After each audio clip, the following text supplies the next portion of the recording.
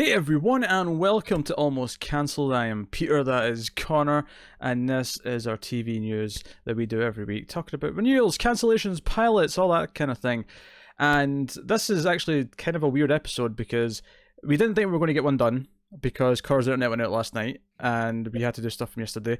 But then the D23 thing was on today and all this news was coming out, and it felt like this is weird, we should be doing news for this. So we have kind of a hastily put together episode of the news. Hopefully you won't notice much of a difference outside of the order of the news being a little bit weirder than normal. Yeah, I'd just like to say as well, the D23, the main panel for the Disney Plus stuff, which is obviously what's most relevant to our TV slate, is still ongoing. Another thing just dropped since we started in the last minute. So there might be updates as we go. Maybe at the end we'll do a little roundup. Sure. But we'll start off with some Disney stuff because that's definitely the biggest thing, the big headlines of the week, which is that they've just announced 3 new Disney Plus not Star Wars. Sorry, you can tell it's later than normal. You want to give me 3 new Star Wars shows? No. I'm getting 3 anyway, but I mean 3 more. That sounds like hellfire. No. 3 new Marvel shows have been announced for Disney Plus. We have She-Hulk, Moon Knight, and Miss Marvel, all in development for Disney Plus. They all have the Marvel Studios logo in their logos, which heavily suggests that they will be part of the MCU and most likely also then end up appearing in future movies when the team up stuff happens. You know, when we get Avengers or New Avengers or whatever they're doing next. whatever they're calling, next. Maybe Young Avengers for Miss Marvel, for example. But I'd be down for Young Avengers. So, yeah, so this was all announced just tonight at the D23 Expo, which they do this every 2 years, right? This isn't a yearly thing. I don't know. I thought it was yearly. I feel like I remember someone saying it was every second, which is why I remember it and think, because it's a weird detail. It's like not every year, it's every 2 years. I don't know. It just shows up every so often. I go, oh, I guess D23's done. Yeah, okay. So here's some info based on who these characters are. Not a lot of info about the shows themselves as of yet. This was just logos, basic announcements. She-Hulk was created by Stan Lee and art is John Buscema and first appeared in February 1980 issue of Savage She-Hulk issue 1. Known as Jennifer Walters, she's a lawyer and the cousin of Bruce Banner and gets an emergency blood transfusion from him following an injury, thus acquiring Hulk-like qualities. She's also a member of the Avengers, Fantastic Four, Defenders, and S.H.I.E.L.D. If they go this route for her origin, does that mean they rope in Ruffalo for a little cameo? I think you can get Ruffalo for an episode, especially with Disney money. I think so. Yeah, I could see him appearing. So, I mean, I'm not like super familiar with She-Hulk. I know she has a lot of fans. I do believe that she, at least in recent years, has typically been not a rage monster. She's, it's typically been, She-Hulk's always been like a smarter Hulk, where she's still completely. Well, I think in more recent times she is ragey again. Well, yeah, because Jason Aaron decided to do that for Avengers for some reason. But yeah, so for the past, year and a half or so. But people were mad about that because it was like, wait, why is she regressing to this state? This is weird. Because as far as I remember, there was no in-story reason for it. It was just, why is she acting like classic Hulk as opposed to what people expect of her? So that's weird. I think I'd want her to be smart. I don't think I want her to be rage Hulk. Yeah, because she often stays green, not fully hulked out, but still bigger. While she's still doing her, lawyer stuff. Yeah, she's a lawyer. So they're not making Daredevil yet, but you might get a decent lawyer show out of She-Hulk on Disney Plus. So that's one. Moon Knight, aka Mark Spector, is a former CIA agent who was almost killed by a terrorist named Bushman. Mark's life was saved by the moon god Khonshu. Mark kills Bushman and becomes Moon Knight. 4 personalities dominate Mark's head, including Stephen Grant, Jake Lockley, and Khonshu, as they work with each other and fight for control at various times. Moon Knight was created by Doug Munch and Don Perlin. He first appeared in the August 1975 issue Werewolf by Night number 32. This is all from Deadline, by the way, these descriptions. I have never read a Moon Knight thing in my life. Nor have I. I'm completely unfamiliar. The only thing I know is people really wanted a Moon Knight Netflix show because they thought it would be super gritty and appropriate. They did, which is interesting. This is on Disney Plus and not Hulu because it means that it's not going to be that grey. Maybe not as gory and violent, but I think some of the later shows they can still be darker in tone. Sure. So, I mean, Moon Knight, my only really familiarity with him is he was in the first Ultimate Alliance game, and he had a pretty cool look. It was fun to play as. So that's the extent of my knowledge. Well, it's better than some people. Yeah. So we'll see. And then probably the highest profile one, I think, for a lot of people is Miss Marvel. Which we've got a writer for that, actually. Bisha K. Ali, who worked on Hulu's Four Winds and a Funeral. Miss Marvel focuses on a teenager named Kamala Khan, a Pakistani American from a religious family in New Jersey who has polymorphous powers. Read Mr. Fantastic. She stretches. She's stretchy. And also gets really tall as well. She can go big. That's an extension of stretching. Yeah, but Mr. Fantastic doesn't do that because he just stretches out. Yeah, but he could if he just stretched his legs. No, but you understand, Miss Marvel actually kind of gets big as well, I think. No, I get that, but surely he could as well. Not in the same way. It's different. All right. Because he can stretch his legs, but his head and that are still the same size. Where her entire mass increases, I think. You think? Okay. Judging via the art of the comic book, that's what it looked like. It didn't look like she was just stretching her legs. All right, fair enough. And she make her hand go really big and stuff. I don't know. Maybe Mr. Fantastic can do that. I don't know. I've not read a lot of Fantastic Four. What do I know?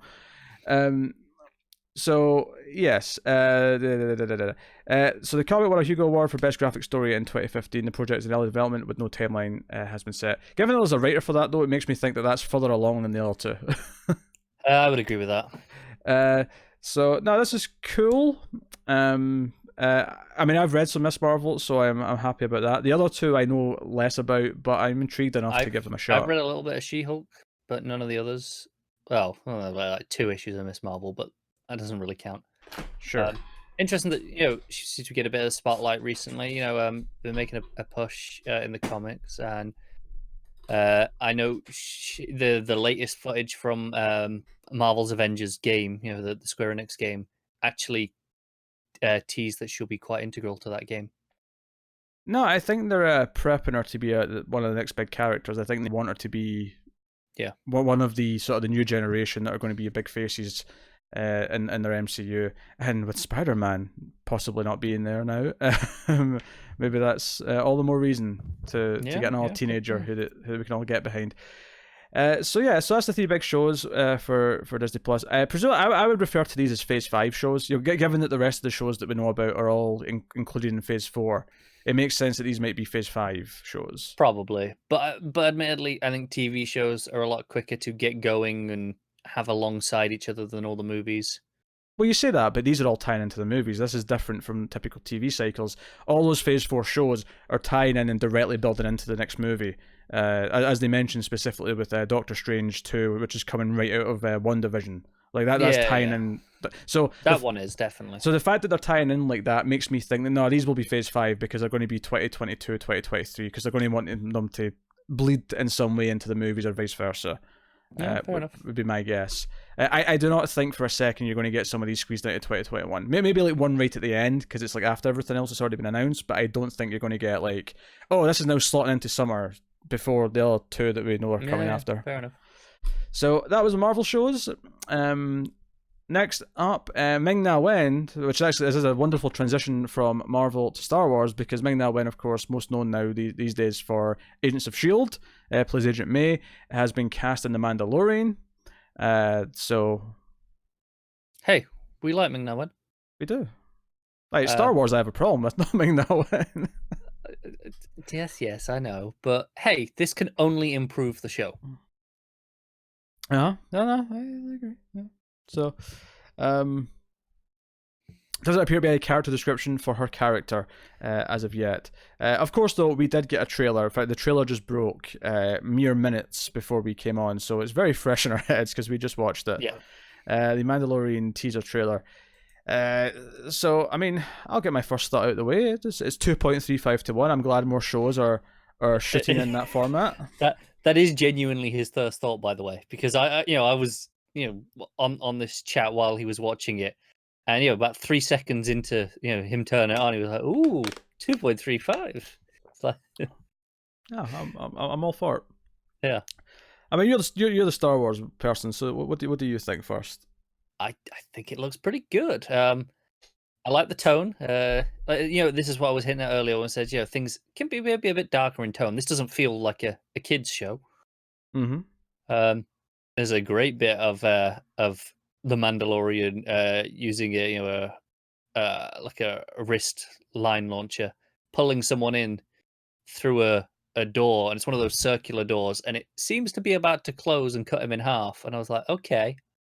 Trailer cuts away before it shows that. Not sure how much the show itself will show, but I got a sense of at least the feeling that I was getting here, and I liked that a lot. Yeah.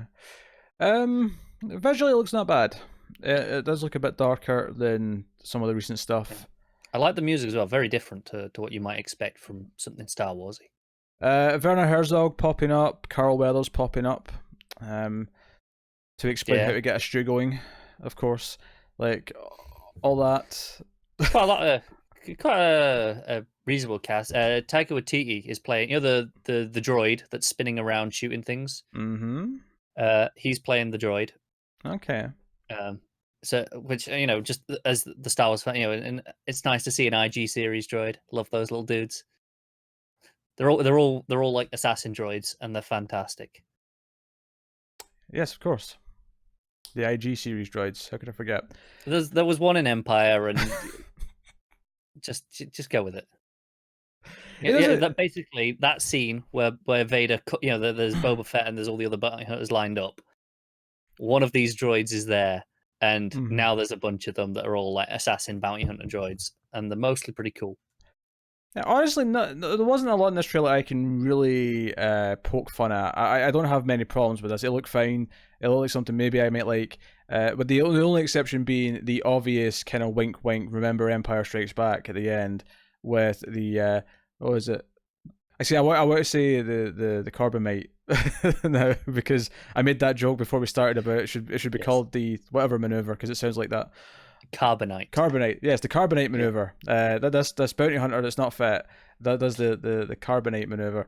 That made me roll my eyes a little bit because like, and I get that. Okay. I just want to say when Pete's reaction was, the cement," and I was like, I don't know what you're talking about. And it wasn't until he explained, the thing from Empire. I was like, oh, carbonite. I was like, I genuinely didn't know what he was on about. I'm so sorry I didn't remember the mineral that was used to encase Han Solo. Sorry. I didn't know what you were talking about for first. I was like, cement. Luckily, they don't use graphite because that would lead to bad things. That would, yeah. But that aside, there's no other. Hey, look at this moments at all in this trailer. No, I can't really complain too much. I want to. You want to, but I mean, it looks. I mean, I'm into it. Obviously, you agree it looks at least fine. Mm-hmm. Yeah. So I mean, that's what November 12th because that's a launch day. Production quality looks high. I'll say that as well. It doesn't look cheap. So and there's a stacked cast, like we've talked about, that usually leads to good things. If nothing else, I am curious enough to check out the first episode now, just based on the production quality. I mean, you were going to anyway, but now you're not going into it completely dreading it. Mm-hmm. Yes. Yeah. So that was the Mandalorian trailer. Next up, that didn't come out of D23 exactly, but I'm lumping it here because it's very much related. So one of the shows they announced for Disney Plus, the Books of Enchantment, which was an anthology about the Disney villains, was in the works. They've actually changed their minds and cancelled that before it even got out the writers' room because they decided the where the writers were going with it was too dark and too mature for what Disney wanted from it, and they've just scrapped it. So that is no more. Yeah, they still own the IP. I'm sure they'll do something else with it eventually. But yeah, I mean, it wasn't the one I was most excited for anyway, so I'm not too bothered. But I'm not fussed. It doesn't bother me in the slightest. But if it's just a reallocation of resources, because they've announced quite a bit now already, it's not the end of the world. Yeah. But if you are looking forward to that, it sucks to hear. If you're because it's based on a book, so if you're a fan of that book, then it is. But I mean, like I said, it was only in production for a couple of months. Oh, it wasn't in production. No, it was. Well, I mean, it was in the writers. They'd been announced, and but production is rolling cameras, Connor. It is. I'm talking the production as a whole. I'm just generalizing. Christ. And now who's being a pedantic little shit? No, you deserve this one. We're on a TV podcast. We should at least know the basic terminology for the I do. I'm process. being accessible. There's nothing wrong with that. Is there anything else on D23 you want? Because the next thing, I'm moving on to non-Disney stuff. So is there anything else you want to talk about? Things. They did officially confirm the Kenobi show. They got Ewan McGregor out on stage as expected. Oh, what to do? All the scripts have been written, and it will begin filming next year. So that is coming. And I just want to say they gave us a date. A release window for Clone Wars: The Revival, which I'm very excited for. February next year. Very excited. Is that we good? We moving on? I don't know. Oh, just mentioned they give us a little bit about the Monsters Inc. animated show. What was it called? Monsters at Work. Monsters at Work. Yeah, and they're just going. Yeah, no, it's straight up a workplace comedy. Just set in the monster factory. It's Ben Feldman and Aisha Tyler, the lead characters. Oh, I like Aisha Tyler. Yeah, I know you do. It's on the first day of work for Feldman's character, the monster factory switches to laugh power as at the end of the movie after he spent all his time in school training to scare. So it'll follow that kind of abrupt shift and them all being kind of shit at the jobs. All right. So we'll move on then. We got a trailer for The Politician, which also got a premiere date of September 27th. Which is the Ryan Murphy. I think it's the first Ryan Murphy show, in fact, on Netflix. The first of his big Netflix deal, and it is essentially. It reminds me a lot of a movie came out in the 90s called Election, which was all about a high school presidential campaign. And this looks to be more college rather than high school, but very similar vibes. Very, very quirky satire of the political system and all the campaign nonsense that goes on. You've got this main character whose mother is Gwyneth Paltrow, and he is determined to win this no matter what. And he's even got someone who has cancer, I think, who's kind of like running, or who he's backing. No, to be his running mate. Yeah, so it's about all the scandals that come up. It's about all the things. There's a couple of lines in here that are directly, clearly parodying real life things from actual elections, but doing it in this very jokey way. How did you feel about this trailer? First, scene, I wasn't sure. I was like, okay, and then I think it's the second scene of the trailer is they go to the house right, okay, there's a video that said you said this homophobic slur on tape. What did you say? We need to get ahead of this. And they find out what they said. It's like, oh shit, we're screwed. This is over. And I was like, okay, I'm into this. That was the moment, and I think it looks kind of fun, surprisingly so. Yeah, it looks okay.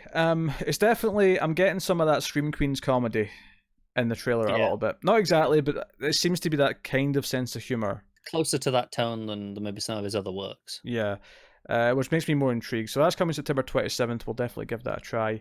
From Netflix. And speaking of Netflix shows, we also get a release date for their show The Island, which is, and I say it that weird way because it's spelled I-land. I imagine it's probably just pronounced The Island, but I'm emphasizing it. I feel like everyone will emphasize it just to be awkward because of how they've spelled it. Yeah, but it's coming out on September 12th, so that's an early September release from Netflix. We didn't actually have a chance to look at this trailer, but there's a trailer for it if you want to go check it out for the show. So the limited series stars Kate Bosworth and Natalie Martinez. It follows 10 people who wake up on a treacherous island with no memory of who they are or how they got there. As they try to get back home, they soon discover this world is not as it seems. Faced with the island's extreme psychological and physical challenges, they must rise to their better selves or die as their worst ones. So yeah. There you go. Okay. I mean, sounds a bit generic. Sounds a bit generic. I mean, there'll definitely be a palette review, at least for me, if not both of us. I'm not feeling optimistic though about wanting to watch it beyond the first episode. The description is not filling me with hope, and Kate Bosworth is certainly not filling me with hope. The lead does not make me go, "Oh, this is something I need to check out." No. I've not seen her in much, but what I have seen her in, I've not liked her. So we'll see. Yeah. We'll see how this goes. So that's coming September 12th. So Netflix is starting to fill out the September schedule a little bit, which makes some sense. Speaking of Netflix, there'll be some casting for your Cowboy Bebop live action show. Ooh. Is it the dog? I don't think so. Elena Satine has been cast opposite John Cho in Cowboy Bebop. Where does it say what she's playing? Probably Faye. There we go. Satine will play Julia. Oh, okay. With a sultry beauty and a voice to die for, she is the dreamlike object of Spike Spiegel's desire. She struggles to survive in a violent world. So that's all you get for her. We know this actress, actually. She's popped up in a few things over the last few years. She was in Twin Peaks: The Return, she was in The Gifted, and she was also in one episode of Timeless. Oh, okay. I know yeah, okay. Yeah, so she's one of these faces that's just been popping up a lot on TV in the last few years. She's now in Cowboy Bebop. Cool. There you go. Ballers is going to end with season 5 on HBO. That's The Rock, Dwayne Johnson's show about the American football industry. 5 seasons is a pretty good run. Sorry? The footballs. I thought that's what you were just going to leave it at that. No. But yeah, so The Rock put out like a message to fans. 5 seasons is a pretty good run. They know it's a final season. Yeah. Nothing to really complain about, I don't think, if you're a fan of the show. Maybe you're upset it's ending, but it's not getting cancelled and been left willy-nilly. So you get your ending. Fun. So that's cool. Next up, we have a director announcement for season 2 of Homecoming. Did we not know already? No, we didn't. Oh, I just assumed we knew. Okay. No. Kyle Patrick Alvarez, who worked on the Stanford Prison Experiment, is set to direct and executive produce Homecoming season 2. I'm not familiar with the name at all. Nor am I, actually. Do a wee Google if you want to see what else he's done. Additionally, Stephen James, who received a Golden Globe nomination for his portrayal of Walter Cruz last season, will return to reprise the role, along with Hong Chow. So, so we got a couple of returning cast. Walter being the main dude, which is interesting. It's interesting that Roberts isn't coming back, but he is. Yeah. Interesting to continue his story. So, I am intrigued. Director, he did a couple of episodes of Counterpart, 13 Reasons Why. Nothing that we've really... So he's relevant in sort of in an up-and-coming kind of way. He's not as established as Esmail is.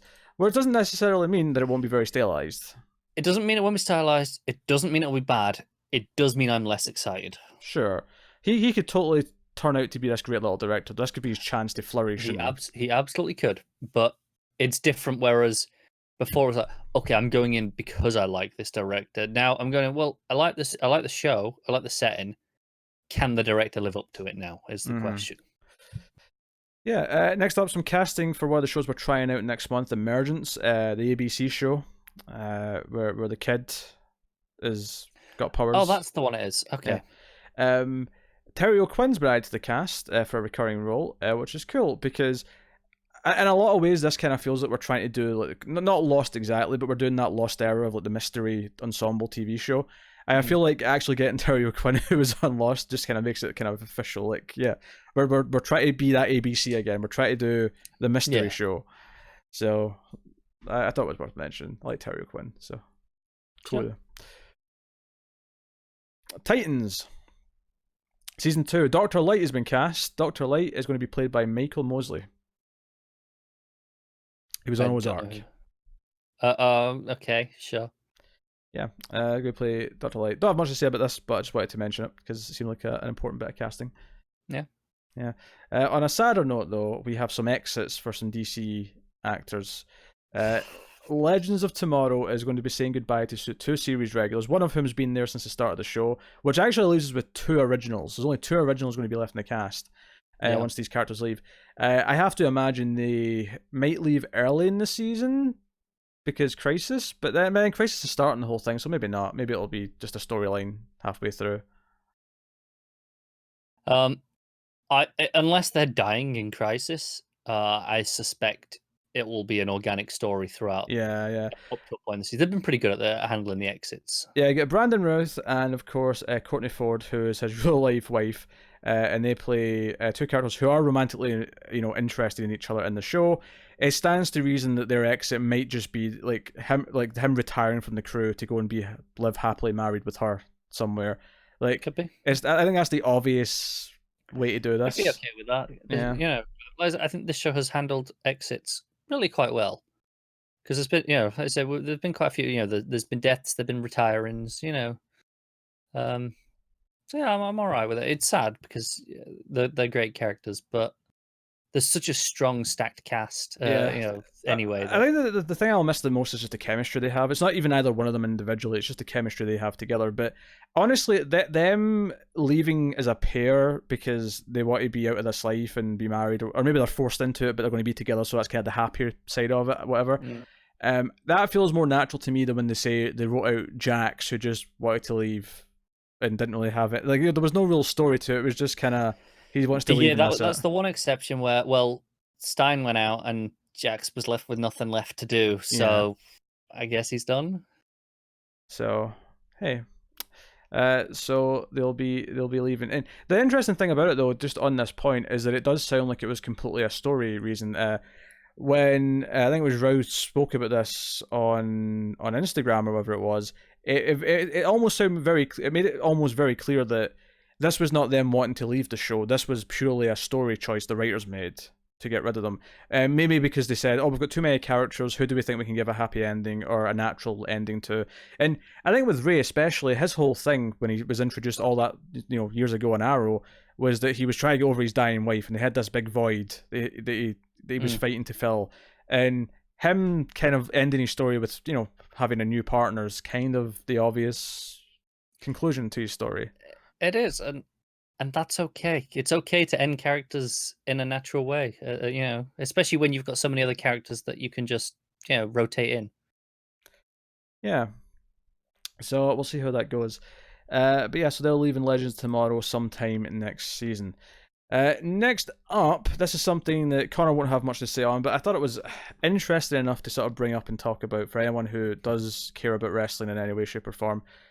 So AEW are starting their weekly show on TV. In the 2nd of October, they're doing their weekly show on TNT, which will be the start of their new. I mean, they've had a couple of pay-per-views, but this is them starting to go weekly and have storylines and all that kind of thing.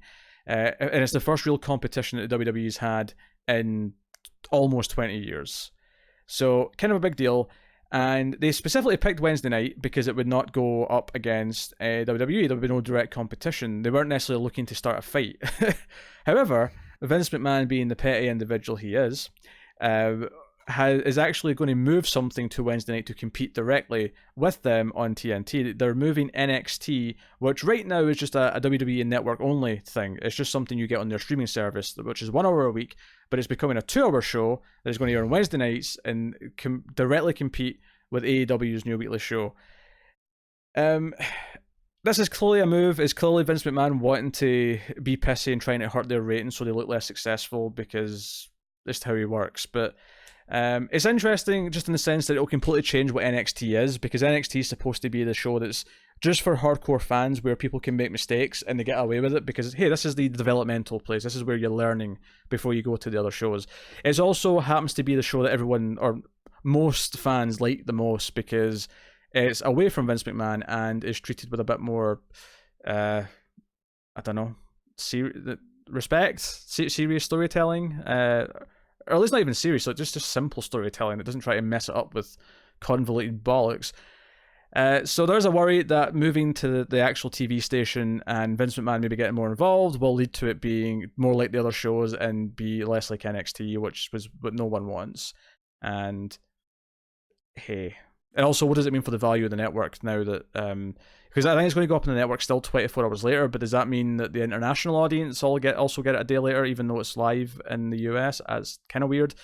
A lot of questions with this, but it was a big move, and it was been very sort of last minute as well, because it was meant to go AFS1, and then they just out of nowhere announced, it's coming in like 3 weeks to USA Network. So, and the other interesting part of this, of course, is that Fox, who own FS1, thought they were getting it, and they just got SmackDown, and now they're not getting it, so they just paid millions and millions for SmackDown, and they've just had this other thing taken away from them. It's kind of weird. There's a weird, like, a lot of people are expecting Fox to be pissed at them for a lot of things. This being the most recent example. The other one just being that the ratings won't be as good probably as they want because the shows have been dying a slow death for a while. So, yes, I get it, Connor. You're bored. We can move on now. That's all. I've just got nothing to add because none of that meant anything to me. Have you ever heard of the Monday Night Wars? Is that something that rings a bell in any way, shape, or form? Only when you've mentioned it. Okay. Well, now we've got the Wednesday Night Wars. I prefer the alliteration here. The Wednesday Wars. It's much better.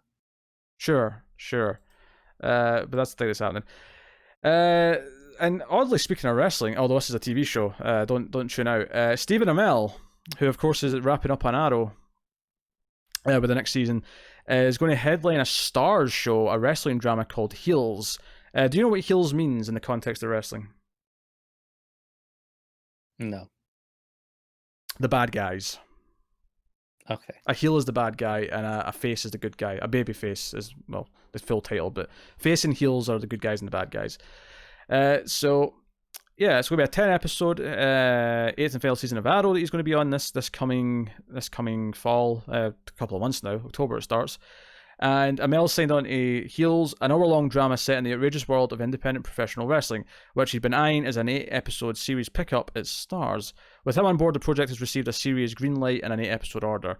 What's interesting about this is that he's actually friends with Cody Rhodes, who was on some Arrow episodes, and he actually did a wrestling match. He's done a couple, but he did one at the big independent show they did last year. And from all accounts, it was actually a pretty decent showing for someone who's not actually a wrestler. So it's interesting that he's now playing a wrestler in a I TV assume show. it helps that he is extremely, in very good physical shape. Oh, absolutely. And is an actor. Those will help. I mean, he's clearly athletic enough to be a wrestler. The thing that he would fail at, and which most celebrities fail at when they try to do a little stunt match, is that there's a lot to wrestling that's actually just taught, but you just have to learn how to land properly. You have to learn how to do certain things, and so on and so on. I feel he's probably picked up at least some of that over the years, doing the odd stunts here or there on Arrow. Oh no, stunts are completely different. Completely different. Even the way you punch is completely different in wrestling versus a stuntman. Stuntmen swing and miss, and it's made to look. Yeah. Whereas wrestling, you just punch with an open fist, for example. That's just like one of the examples. But fair enough. But no, by all accounts, he actually put on a pretty good show. So it's not out of the realm of possibility he will end up making more stunt wrestling appearances now that Cody's got his own company. Well, it's not his company, but he's like part of the people who set it up. That's what AEW is. So it wouldn't be surprising if he ends up doing some more stuff in that. Even if to promote this, it could be a cross promotion thing. I know he's been a fan of wrestling for a long time. He's talked about it all the time. Like I say, he's done things. He's brought his friends onto the show. In terms of the actual TV side of this, he gets super invested in his characters and gets really into it. Like I know the ending of Arrow, which the final scene, whatever that is, he pitched to the showrunners and the producers in season 1. Like he pitched it to them, and that's what they're going with. Interesting. So he does get pretty committed to his stuff, and the show ending was actually his decision. He halfway through season 6, he was like, "Right, I think we're done. I think it's gonna be season 7's gonna be it." And then they were like, "Well, can we do one more? Just 8. A limited one for 8?" Yeah. And that was even before Crisis was a thing. They were like, "I've got an idea for a limited kind of closing run," and he was like, "Okay, that sounds good. We'll do that." Yeah, I wonder if he wanted to do that as 7, but then they pushed it a year because they're like, "No, we're going to do Crisis so we can tie it into that and make it." Maybe, but I mean, so what you want about Arrow, and I've said many a thing. He's always been committed to the part. Oh yeah, no, Amell's always came across as a stand-up leading man. Yeah. So here's the description of the show. Heels about the men and women who chase their dreams in the world of small-town pro wrestling. Set in the close-knit Georgia community, it follows a family-owned wrestling promotion as two brothers and rivals, one of them played by Amell, war over their late father's legacy. In the ring, somebody must play the good guy and somebody must play their nemesis. The heel, played by Amell, but in the real world, those characters can be hard to live up to or hard to leave behind. So, no, it's interesting. There's actually a lot more description there as well, describing his character. I'm going to leave that for the sake of not dragging this out forever. But Yeah, no, it's interesting. What's weird actually is obviously Glow's been a thing, and I'm doing season 3 of that right now. I just recorded the episode 4 review last night, and then I also last night watched Fighting with My Family, which was a movie about Paige, the wrestler who comes from Norwich and became a star. The only reason I know anything about this movie is because it was Stephen Merchant who directed it. Yes, Stephen Merchant directed it. The Rock's in it. Vince Vaughn's in it. Nick Frost is in it. Lena Headey's in it. Florence Pugh plays. It's a weird movie. It's a hell of a cast, and it's got Stephen Merchant playing it. Decent movie though. A lot of heart. Bizarrely, the things that annoyed me the movie the most were things that I knew were wrong because they fudge some what actually happened. They take some creative liberties. Yeah, but the weird thing is though, is the things they take creative liberties are stuff that thousands, if not millions, of people watched on TV. So it's we all know this is wrong. We all saw this. Yeah. But it's got a lot of heart. It's a decent movie. I'll talk about my next catch up 121 video, but it's just weird that there's so much movies and TV right now that are sort of revolving around the wrestling industry. Because when The Wrestler came out, the Mickey Rourke Aronofsky movie, that was kind of whoa, this is weird. And that's a really good movie actually. I recommend that to people. That's a great story about someone who just can't give up the one thing he's good at. It's a really good story. Fair enough. But of course, Carr doesn't want to watch it because he's not interested in wrestling. Even though sports movies, I don't really like most sports movies either. To be fair, there's a very small handful that I enjoy. I mean, I love the Mighty Ducks trilogy. You don't see me watching ice hockey at the weekend. Matt, on the other hand, you'll see watching a lot of ice hockey. He will, yeah. He does a lot of ice hockey. Next up, HBO Max has ordered pilots from several people. Here we go. HBO Max has set pilot slate, handed out pilot orders to 3 projects. A 1-hour drama called The Rules of Magic from writer Melissa Rosenberg, who worked on Jessica Jones. So I was going to say, I know that name. A half-hour dramedy called Generation from 17-year-old Zelda Barnes and her father Daniel Barnes, with executive producer Lena Dunham. And an hour-long young adult drama called Redbird Lane from writer Sarah Gran from Southland and executive produced by John Wells.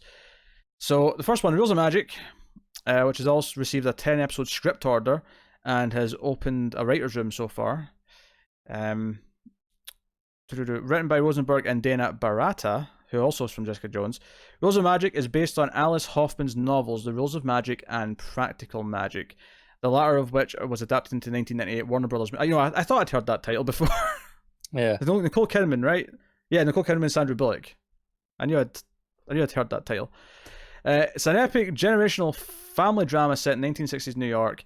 Rules of Magic is a practical magic prequel which centers on 3 troubled siblings. So I assume Warner Brothers made the movie. They did, yeah.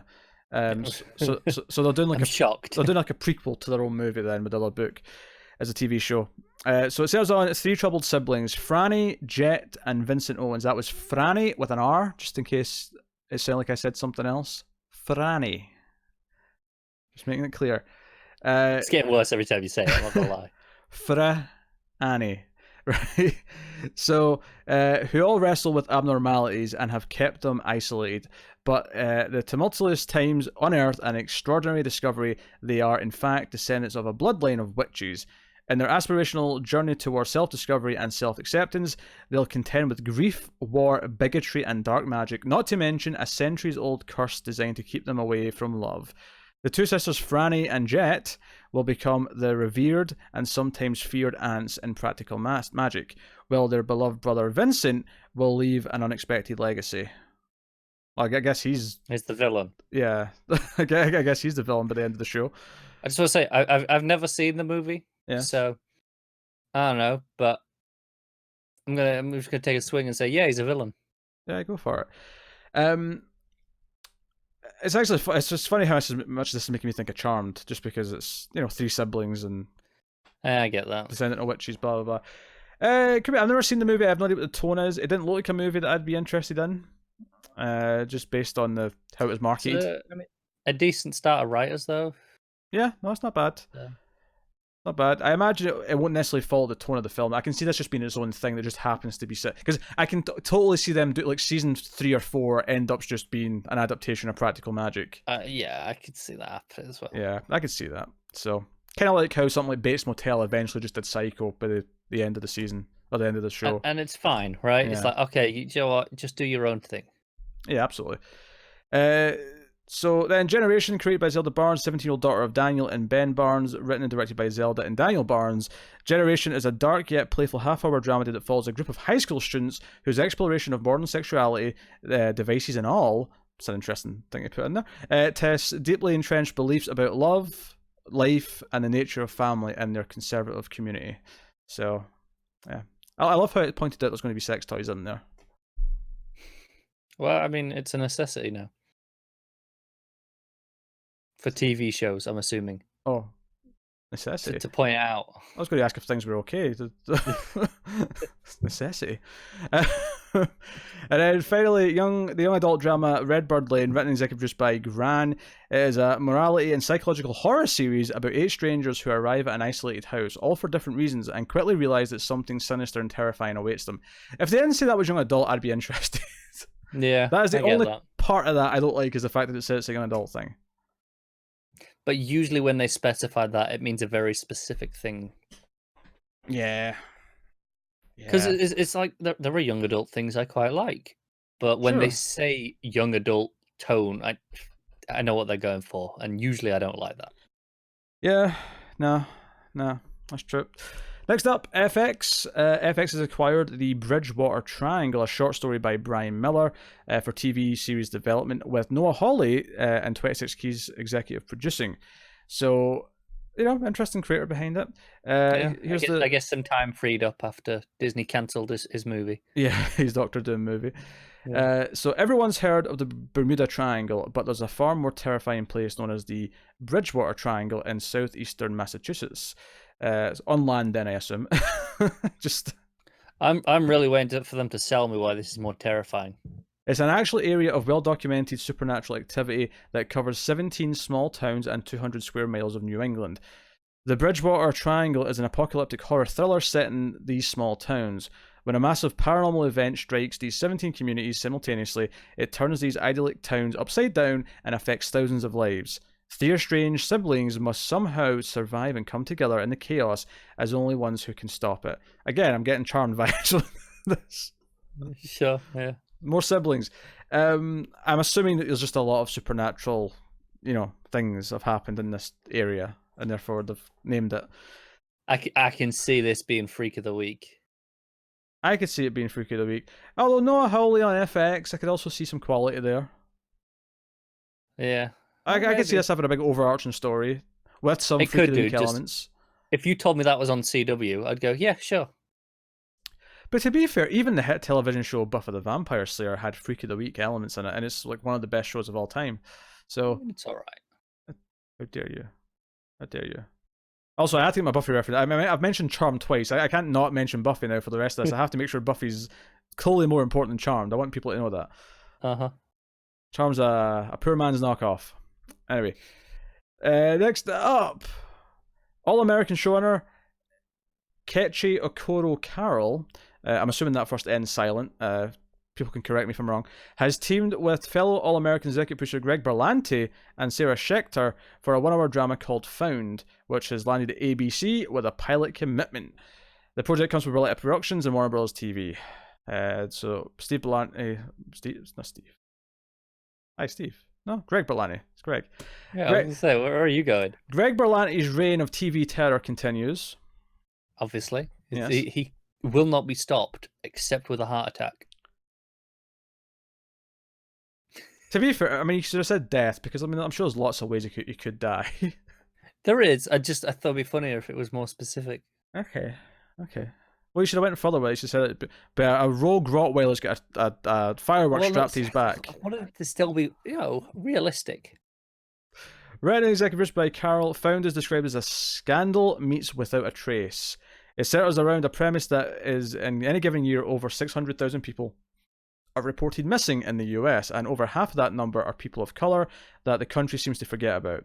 And Found, a public relations specialist who was once herself one of those forgotten ones, and her crisis management team now makes sure that there is always someone looking out for the forgotten missing people. But unbeknownst to anyone, this everyday hero is hiding a chilling secret of her own. I'm shocked. Sounds like a network show. Hey, it didn't give us personal and professional lives though, because I thought it might by the end. I thought it was going to. I was just checking that I had something available, and No, we went with a different cliche instead, so yeah, that's fine. That's fine. Next up, NBC is developing Serendipity, which is obviously was a movie back in 2001 from Miramax. This is obviously a redo of it. The movie starred John Cusack and Kate Beckinsale. So, written and executive produced by Johnny Umansky. In Serendipity, Harry and Claire fall in love in one fateful night, are separated by circumstance, and then spend years trying to find each other again, with a little help from the universe. And probably in 2019, the internet. I'm sure it helps. I'm sure it helps. Yeah. I almost want to go back and watch this movie now and see how much the movie's ruined by the internet existing. There are a lot of stories of, this person, met them, on holiday, post the picture online, share it, and 3 days later, found them, cool. Yeah. Like so. That does happen reasonably often because the internet is just that accessible. So there you go. Serendipity's coming as a TV show, potentially. Next up, what's this? The hit television show Buffy the Vampire Slayer star Sarah Michelle Gellar is eyeing a return to primetime. Gellar has reteamed with Ringer creators Eric Carmelo and Nicole Snyder for dramedy Other People's Houses, which has been set at Fox for development. Gellar's going to star and executive produce, based on the book by Abby Waxman. Where are we here? So, it's got a script commitment. It is described as a suburban dramedy, somewhere between Big Little Lies and Catastrophe. And the story of 9 people living on a bucolic street in the quiet, affluent neighborhood of Larchmont Village in Los Angeles.